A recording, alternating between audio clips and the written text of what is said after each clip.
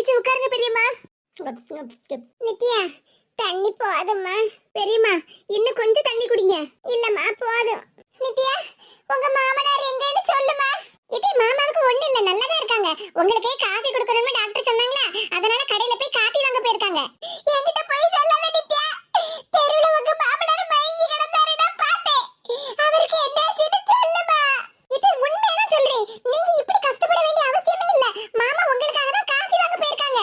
ஆமா பெரியம்மா, நான் வரும்போது பெரியப்பாவை பார்த்துட்டு தான் வந்தேன். அவருக்கு ஒண்ணு இல்ல. இல்ல கற்பகா, நீங்க ரெண்டு பேரும் என் மனசு சமாதானமா இருக்கணும்னு என்கிட்ட போய் சொல்லுவீங்கன்னு நல்லா தெரியுது. ரோட்ல உங்க பெரியப்பா எப்படி மயங்கி விழுந்து கிடந்தாரு தெரியுமா? இங்க பாருங்க பெரியம்மா, அத பெரியப்பாவுக்கு ஒண்ணு ஆகலைன்னு சொல்லுதம்ல. இப்ப வேணும்னா பாருங்க, இன்னொரு 10 நிமிஷத்துல காபி வாங்கிட்டு வருவார் பாருங்க. மைனி, அத்தை கிட்ட எந்த உண்மையும் சொல்லிட வேண்டாம். இப்படியே நம்ம சமாளிச்சிருவோம். சரி நித்யா, அவங்க இப்பமே எவ்வளவு வருத்தப்படுதாங்க. இன்னும் பெரியப்பா ஐசியூல இருக்காங்கன்னு தெரிஞ்சதுன்னா அவ்வளவுதான்.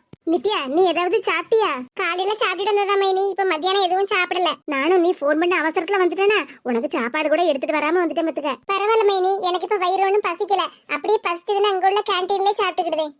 சரி நித்யா. பெரியம்மா, உங்களுக்கு சாப்பிடறதுக்கு ஏதாவது வேணுமா? எனக்கு எதுவுமே வேண்டாம் கற்பகா. பாவம் பெரியம்மா எவ்வளவு வருத்தப்பட்டு இருக்காங்க. மைனி, இன்னும் கொஞ்ச நேரத்துல டாக்டர் நம்மள கூப்பிட்டாலும் கூப்பிடுவாங்க. என்ன சொல்லுத நித்யா, டாக்டர் நம்மள கூப்பிடுவாங்களா? ஆமா மைனி, மாமாவுக்கு நிறைய டெஸ்ட் எல்லாம் எடுத்திருக்காங்கல்ல, அதுக்குண்டான ரிப்போர்ட் இன்னும் கொஞ்ச நேரத்துல கிடைக்கும்னு டாக்டர் அப்பவே சொன்னாங்க. இன்னும் கொஞ்ச நேரத்துல ரிப்போர்ட் வந்துட்டுனா அப்புறம் அதை பத்தி சொல்லதுக்கு டாக்டர் நம்மள கூப்பிடுவாங்கல்ல. ஆமா நித்யா, நீ சொல்லதும் சரிதான். ரிப்போர்ட்டை கொடுக்கறதுக்கும் அதை பத்தி சொல்லதுக்கும் டாக்டர் கூப்பிடுவாங்கல்ல. அத்தை இப்படி அழுதுகிட்டே உட்கார்ந்துகிட்டு இருக்காங்க, இவங்களை விட்டுட்டு நாம எப்படி மைனி ரிப்போர்ட்டை வாங்க போக? ஆமா, பெரியம்மாவுக்கும் பெரியப்பாவை பத்தி எதுவும் தெரியாது பத்தியா? ஆமா மைனி, அவங்க கிட்ட சொல்ல கூடாதுல்ல. சரி, இப்ப என்ன செய்ய? கற்பகம், சொல்லுங்க பெரியம்மா. எனக்கு கொஞ்சம் சடவா இருக்கு பத்துக்க, நான் கொஞ்ச நேரம் படுத்துக்கிட்டா. நித்யா, சூப்பர். பெரியம்மாவே தூங்க போறேன்னு சொல்லுவாங்க. சரி மைனி, அப்ப அத்தை தூங்குற உடனே நாம வெளியே போயிருவோம் என்ன? சரி நித்யா. சரி பெரியம்மா, நீங்க கொஞ்ச நேரம் படுத்து தூங்குங்க. உங்க பெரியப்பா வந்த உடனே என்ன எழுப்பி விடு கற்பகம். சரி பெரியம்மா, நீங்க எதுக்கும் கவலைப்படாதீங்க. பெரியப்பா வந்த உடனே உங்களை எழுப்பி விட்டுறேன், சரியா? ஆமா, நீங்க ரெண்டு பேரும் சாப்பிட்டேலாமா? ஏத்தி, மாமா காபி வாங்கி கொண்டு தருவாங்கல்ல, அதுக்கப்புறமா நாங்க போய் சாப்பிட்டுக்கிடுதோம். நீங்க கொஞ்ச நேரம் படுத்து ரெஸ்ட் எடுங்க. ஆமா பெரியம்மா, எங்களுக்கு இப்ப வயிறு பசிக்கல, நாங்க அப்புறமா சாப்பிட்டுக்கிடுதோம். நீங்க கொஞ்ச நேரம் படுத்து தூங்குங்க. சரி மக்கா. அப்படிதான் பெரியம்மா, மெதுவா படுங்க. அது மாத்திரை மருந்தெல்லாம் கொடுத்தாங்கல்ல மைனி, அதனாலதான் அத்தைக்கு கொஞ்சம் சடவா இருக்குன்னு நினைக்கேன். சரி, எப்படியோ அவங்க கொஞ்ச நேரம் தூங்கட்டும். அத்தையும் மாமாவும் எந்த நேரமும் ஒருத்தர் மாத்தி ஒருத்தர் குத்தம் குறை சொல்லிக்கிட்டே தான் இருப்பாவோ. ஆனா இப்ப மாமாவை காணலேன்னு அத்தை எப்படி துடிக்காங்க பாத்தீங்களா? நித்யா, புருஷன் பொண்டாட்டிக்குள்ள பிரச்சனை இருக்கதான் செய்யும். அதுக்குன்னு ஒருத்தர் விட்டு கொடுத்துட முடியுமா? பெரியப்பா மயங்கி விழுந்து கிடந்ததை சாவித்திரி பெரியம்மா பாத்துருக்காங்கல்ல, அதான் மனசு கேட்காம ஒவ்வொரு நேரமா பெரியப்பாவை பத்தி கேட்டுக்கிட்டே இருக்காங்க. மைனி, அத்தையும் மாமாவும் பெரியம்மா கிட்ட பேச மாட்டாங்கல்ல, என்ன விஷயம் என்ன பிரச்சனைன்னு உங்களுக்கு தெரியுமா? அதுவா, எனக்கு தெரியும் நித்யா. மைனி, அப்ப உங்களுக்கு என்ன பிரச்சனைன்னு தெரியுமா?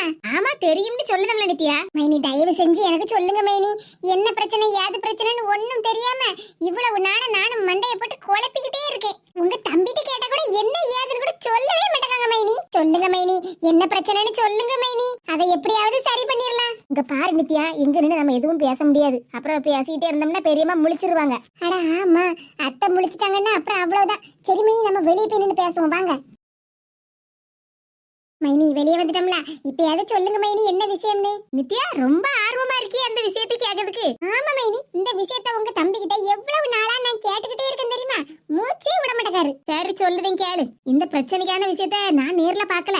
நான் கல்யாணம் முடிஞ்சு இந்த வீட்டுக்கு வரதுக்கு முன்னாடியே இந்த பிரச்சனையெல்லாம் நடந்திருக்கு. ஒன்ன மாதிரிதான் நானும் அத்தை கிட்ட கேட்டேன், அத்தை என்கிட்ட சொன்னாங்க. சரி மைனி, என்னன்னு சொல்லுங்க. அது நம்ம சிவா சின்ன பிள்ளையா இருக்கும்போது நடந்த விஷயம். அப்படியா? அவங்க சின்ன பிள்ளையா இருக்கும்போது நடந்ததா? ஆமா நித்யா, சிவா சின்ன பிள்ளையா இருக்கும்போது அவங்க அப்பாவும் அம்மாவும் ஒரு ஆக்சிடென்ட்ல இறந்து போயிட்டாங்களாம். அப்படியே மைனி, இவங்க சின்ன பிள்ளையா இருக்கும்போது அத்தையும் மாமாவும் இறந்து போயிட்டாங்களா? ஆமா நித்யா, அவங்க இறந்து போயிட்டாங்க பத்தியா.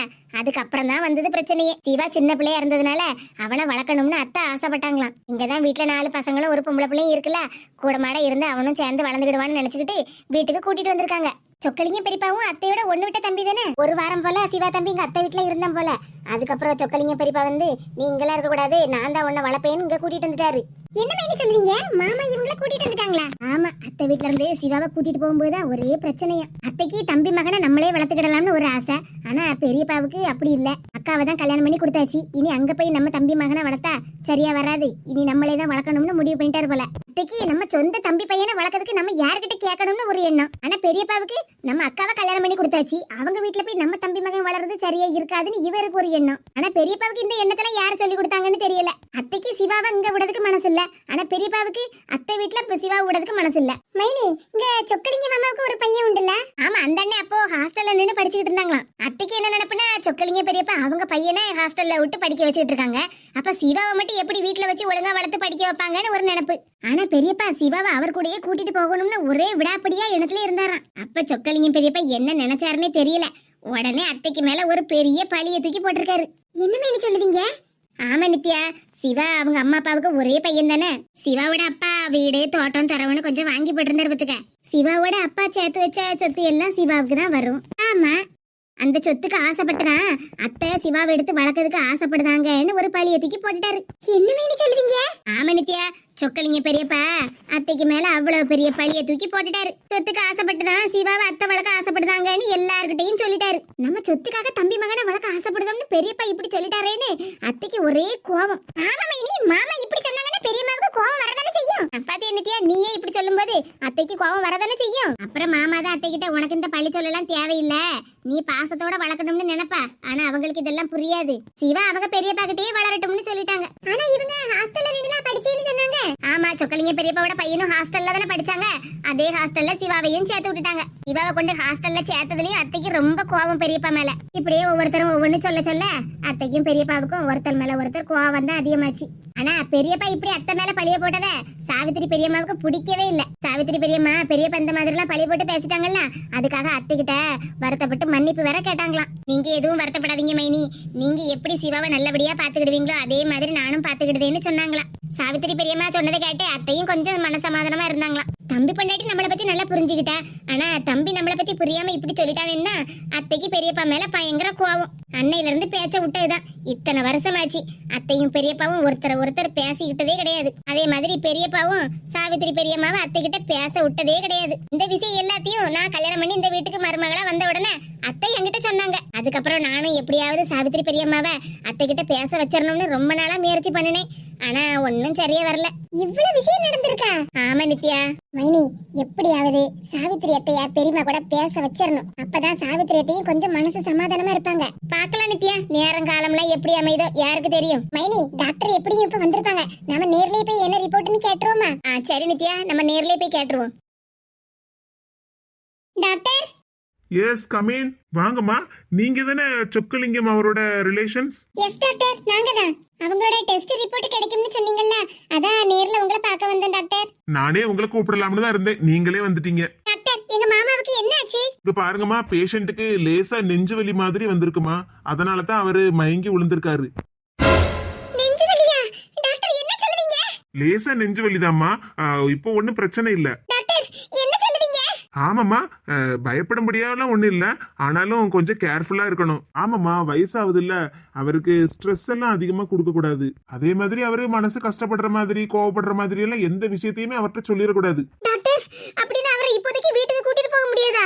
இப்போதைக்கு அவர் ஐசியூல இருக்காருமா, ட்ரிப்ஸ் ஏறிட்டு இருக்கு. இன்னைக்கு ஒரு நாள் இருக்கட்டும், நாளைக்கு காலையில இன்னொரு செக்அப் பண்ணிட்டு அதுக்கப்புறமா டிஸ்சார்ஜ் பண்ணி கூட்டிட்டு போங்க. டாக்டர், பயப்படும்படியா ஒண்ணும் இல்லல்ல? அதான் சொன்னோம்லம்மா, ஒன்னும் பயப்படாண்டா. இனி அவரை கொஞ்சம் கேர்ஃபுல்லா பாத்துக்கிடுங்க, அவ்வளவுதான். சரிங்க டாக்டர். டாக்டர், எங்க அத்தைக்கு ஒண்ணும் இல்லல்ல? இல்லம்மா, அவங்க அதிர்ச்சியில அப்படி மயங்கி விழுந்திருக்காங்க, ஒன்னும் பிரச்சனை இல்ல. அவங்களும் இன்னைக்கு ஒரு நாள் ஃபுல்லா ரெஸ்ட் எடுக்கட்டும்.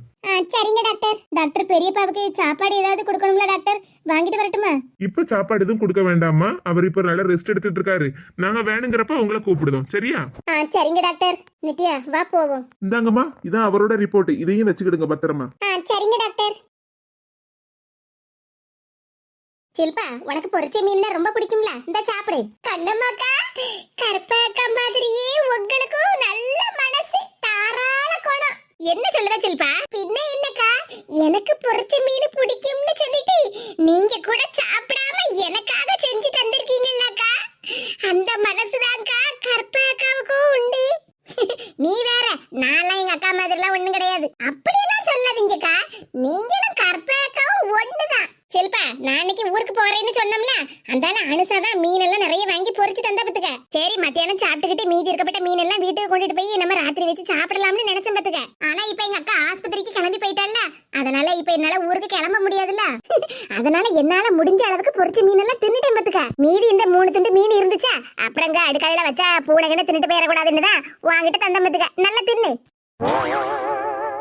சாப்பிடு சில்பா. ஏற்கனவே பொரிச்ச மீன் எல்லாம் ஆறி போயிட்டு என்ன அப்படியே வச்சுக்கிட்டு இருந்தேனா ஒரு மாதிரி ஆயிரும். சீக்கிரம் சாப்பிடு. கற்பகா என்னடான்னா எங்களுக்கு பிடிச்ச சமையல் எல்லாம் அவங்க சாப்பிடாம எங்களுக்கு செஞ்சு தருவாங்க. ஆனா இந்த கண்ணம்மாக்கா அவங்க சாப்பிட்டு போன மிச்சத்தை வேஸ்ட் ஆயிடக்கூடாதுன்னு என்கிட்ட தராங்க. சரி என்ன செய்ய, கை கேட்டுனது வாய் கேட்டாம போயிடக்கூடாது. சாப்பிட்டுருவோம் பொரிச்ச மீனை. கண்ணம்மாக்கா, கற்பகா போன் ஏதாவது பண்ணாவளா? சாவித்திரி பெரியம்மாவும் மயங்கி விழுந்துட்டாங்களாமே, அவங்களையும்ல ஆஸ்பத்திரியில சேர்த்திருக்காங்களா? என்னது, சாவித்திரிய ஆஸ்பத்திரியில சேர்த்திருக்காங்களா? ஆமா சில்பா, சாவித்திரி பெரியம்மாவும் கொஞ்ச நேரமா கண்ணு முழிக்காம தான் இருந்திருக்காங்களா. அதுக்கப்புறமா இப்ப எந்திரிச்சு உட்காந்து காப்பி எல்லாம் குடிச்சாங்களாம். கண்ணம்மா, என்ன சொல்லுத கண்ணம்மா? ஐயோ அக்கா, அத்தை. கண்ணம்மா, கற்பகா எங்க போயிருக்கா? சாவித்திரிக்கு என்னாச்சு? ஐயோ அக்கா எந்த விஷயத்தையும் அத்தை கிட்ட சொல்ல கூடாதுன்னு சொன்னால. இப்ப நாம சில்பா கிட்ட பேசிக்கிட்டு